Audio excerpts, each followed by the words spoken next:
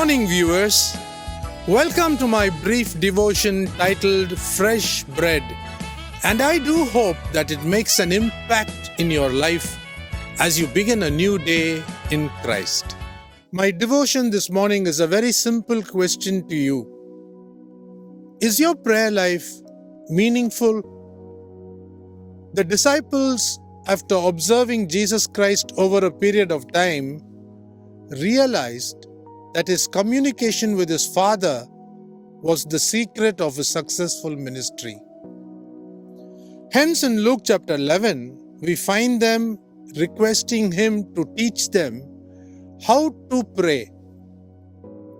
In one of his teachings on prayer, Jesus Christ talks about a Pharisee and a tax collector.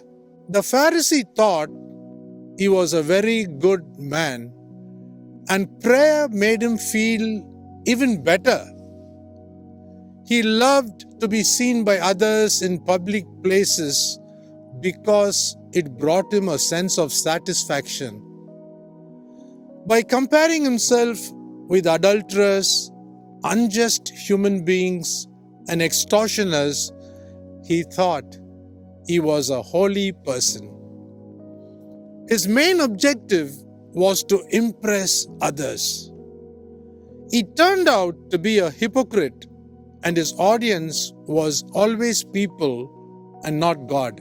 Can you recall that he even fasted twice a week?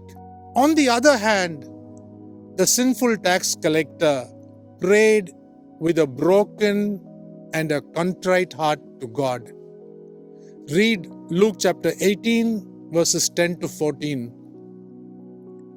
The priority of any worshipper is to worship a holy God and make requests to him as led by the third person of the Godhead, the Holy Spirit.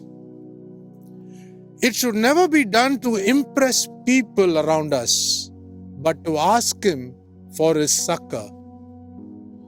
The supreme purpose of a praying person is to pray the will of God, who answers prayers when prayed in line with his will. Read the first epistle of John, chapter 5, verse 14. The prayer we pray should be addressed to our unseen Father, who hears us in secret and rewards us in public. By seeking or asking him, we demonstrate that we are in the family of God. So let me close by asking you two more questions. Are you in the family of God? Number two, do you pray daily? Think about it. Have a great day.